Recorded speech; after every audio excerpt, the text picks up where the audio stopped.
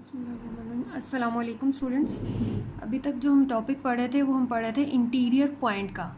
तो basically interior point of a set क्या होता है कि अगर आपके पास कोई भी मेट्रिक स्पेस एक्स डी है और ए जो है वो उसका सबसेट है, तो उस ए में से जो एक पॉइंट आप एक्स लें और उस पॉइंट पर अगर आप एक ओपन बॉल ड्रॉ करें और वो ओपन बॉल जो है उस सबसेट ए में कंटेन करे, तो जो पॉइंट एक्स होगा उसको हम बोलेंगे interior point of that set. तो अब इंटीरियर पॉइंट्स की कुछ प्रॉपर्टीज़ हैं, उसको हम देखते हैं कि क्या प्रॉपर्टीज़ होती हैं। फर्स्ट प्रॉपर्टी क्या है कि if A is a subset of B then it implies that A interior is a subset of B interior. यानी अगर A is a subset of B है तो हमने प्रूव करना है कि ए इंटीरियर बी जो है वो सबसेट होगा बी इंटीरियर का। तो इसके लिए हम क्या करते हैं, एक पहले पॉइंट ले लेते हैं ए इंटीरियर में से। अगर हमने एक पॉइंट एक्स लिया है ए इंटीरियर में से, तो इसका मतलब है कि हम एक्स पर एक बॉल ड्रॉ कर सकते हैं।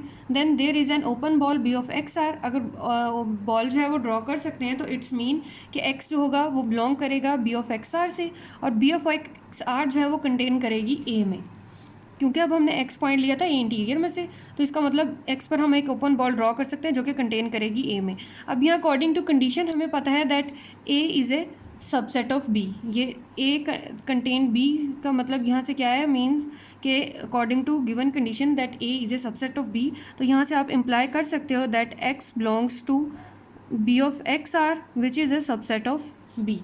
तो अगर x जो है, x पर हमने एक ओपन बॉल ड्रॉ किया और वो सबसेट है b का, तो इट्स मीन कि x जो है वो b इंटीरियर से बिलोंग कर गया। तो हमने सपोज किया था x इंटीरियर से बिलोंग करता है और प्रूव कर दिया that x is also belongs to b interior, thus it implies that a interior is a subset of b interior. ठीक है। अब इसकी सेकेंड प्रॉपर्टी है that if a interior intersection b interior is equal to a intersection b whole interior.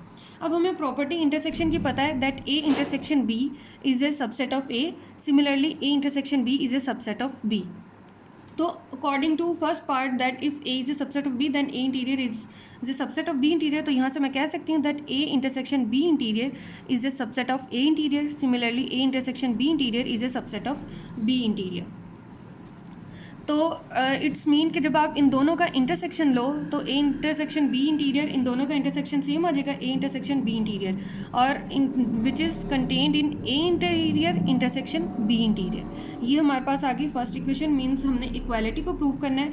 हमने पहले prove कर दिया that A intersection B interior is contained in A interior intersection B interior.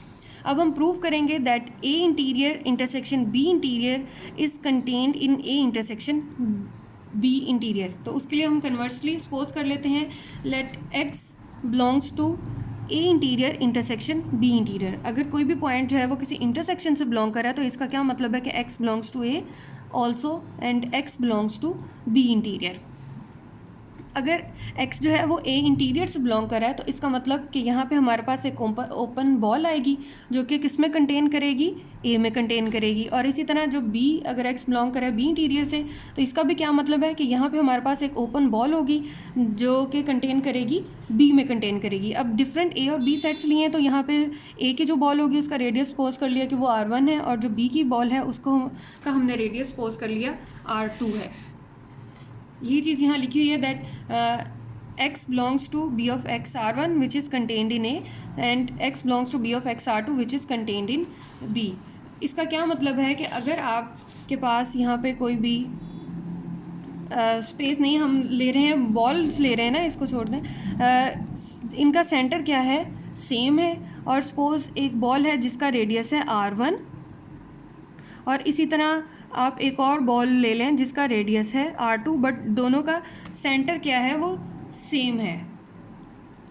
तो यहाँ से आपके पास ये वाली बॉल ड्रॉ हो जाएगी। ठीक है। तो अब वो कह रहा है कि जो b ऑफ x r1 वाली बॉल है वो किस सेट में कंटेन करेगी, सेट a में कंटेन करेगी। सपोज ये सेट a है और ये सेट b है, तो r2 वाली बॉल जो है वो सेट बी में कंटेन करेगी। तो अब यहाँ से अगर हम एक दोनों रेडियसेस का मिनिमम रेडियस लेते हैं तो उस रेडियस को हम यहाँ डिनोट कर रहे हैं आर से। तो इट्स मीन कि अगर आर जो है वो मिनिमम रेडियस है r1 और r2 का, तो हम आर पर भी एक ओपन बॉल ड्रॉ कर सकते हैं जो कि किस में कंटेन करेगी, ए इंटरसेक्शन बी में। ठीक है, यानी जो दोनों ए और बी में जो पोर्शन कॉमन होगा, सपोज ये वाला पोर्शन जो है वो कॉमन हो गया है, तो इस पोर्शन में हमारे पास आर रेडियस वाली बॉल जो है वो कंटेन कर रही है। तो अब यहाँ से देखो x belongs to b of x r which is contained in a intersection b।